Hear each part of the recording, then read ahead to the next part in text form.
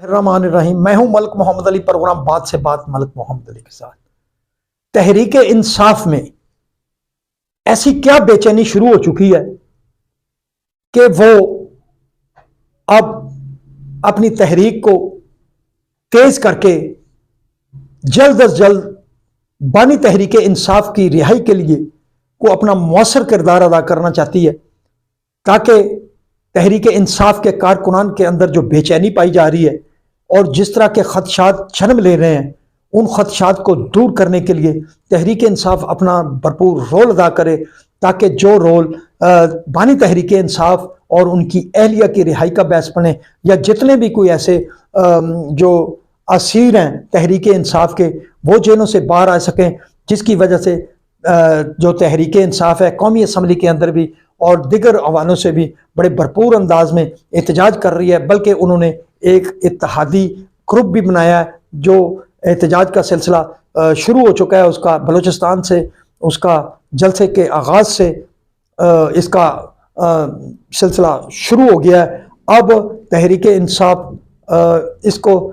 کہاں تک لے جائے گی، آج کے پروگرام میں ہم بات کریں گے۔ اور پیارے دوستوں، جن دوستوں نے ابھی تک ہمارے چینل کو سبسکرائب نہیں کیا، برائے مہربانی وہ ہمارے چینل کو سبسکرائب بھی کریں، لائک بھی کریں اور شیئر بھی کریں۔ اور ہم بات کر رہے ہیں تحریک انصاف کے اندر جو اس وقت ان کے کارکنان کے اندر جو ایک بے چینی کی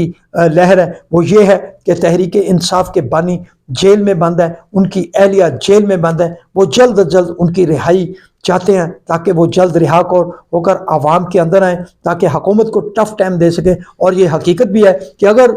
بانی تحریک انصاف کو ریلیف مل جاتا ہے یا انہیں ضمانتیں مل جاتی ہیں اور وہ رہا ہو جاتے ہیں، تو پھر ظاہر ہے وہ حکومت کے لیے ایک سر درد بنیں گے، چونکہ ان کے ساتھ نہ صرف ان کا کارکن کھڑا ہے بلکہ ان کا ووٹر بھی کھڑا ہے۔ 8 فروری کے الیکشن میں اس بات کو ثابت بھی کیا، لیکن جو 21 اپریل کا الیکشن تھا پنجاب کے اندر، خاص طور پر تحریک انصاف کو ہم سمجھتے ہیں ایک دھچکا پہنچا ہے۔ گو مسلم لیگ نون نے وہ نشستیں جیتی، زیادہ تر سیٹیں مسلم لیگ نون کی خود جیتی ہوئی تھی، لیکن اس کے باوجود جو وزیر آباد کی ایک صوبائی نشست تھی وہ تحریک انصاف کے حمایت یافتہ امیدوار نے جیتی تھی، وہاں سے مسلم لیگ نون کا امیدوار کامیاب ہو گیا۔ اس کے ساتھ ساتھ کے پی کے اندر باجوڑ کی قومی اسمبلی کی جو نشست تھی، گو کہا جا رہا ہے کہ یہ دونوں گروپ ہی تحریک انصاف کے تھے، لیکن آن ریکارڈ جو بات ہے، ہم جتنا مرضی کہہ لیں کہ ان کا تعلق تحریک انصاف سے ہی تھا، لیکن تحریک انصاف کا جو حمایت یافتہ امیدوار تھا، جو سنی اتحاد کے ٹکٹ پر الیکشن لڑ رہا تھا، وہ الیکشن ہارا اور آزاد امیدوار وہاں سے الیکشن جیتا۔ اب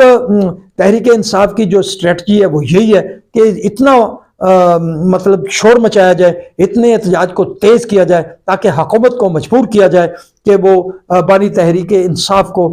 رہا کرنے پر مجبور ہو۔ اور اس حوالے سے وزیر اعلیٰ کے پی کے علی امیر گنڈا پور نے تو ایک بھرپور اور پرجوش پریس کانفرنس بھی کی، اور انہوں نے کہا کہ وہ چاروں صوبوں کا دورہ کریں گے، چاروں صوبوں کے اندر ورکر کنونشن سے خطاب کریں گے، بلکہ انہوں نے تو یہاں تک کہا کہ میں دیکھوں گا وہ کون ہے جو انہیں مختلف صوبوں میں جا کر ورکر کنونشن کرنے سے روکتا ہے، بلکہ انہوں نے تو یہ بھی کہا کہ وہ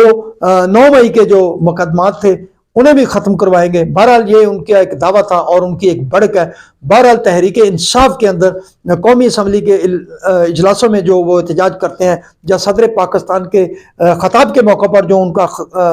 احتجاج تھا، وہ احتجاج کا زور اسی لیے کر رہے ہیں تاکہ بانی تحریک انصاف کے رہائی کے لیے کوئی راہ ہموار کی جا سکے۔ لیکن ایک بات اس میں یہ بھی دیکھی جاتی ہے کہ تحریک انصاف جو ہے وہ سیاستدانوں سے بات کرنے کو تیار نہیں، وہ حکومت سے بات کرنے کو تیار نہیں، وہ پیپلز پارٹی سے بات کرنے کو تیار نہیں، وہ مسلم لیگ نون سے بات کرنے کو تیار نہیں، یا ایم کیو ایم سے بات کرنے کو تیار نہیں، نہ باپ پارٹی سے بات کرنے کو تیار ہے۔ وہ صرف اور صرف ایک ادارے سے بات کرنا چاہتی ہے، اور اس ادارے کو ہی غالباً اپنے دباؤ میں لانے کے لیے وہ احتجاج کرتی ہے، جس کے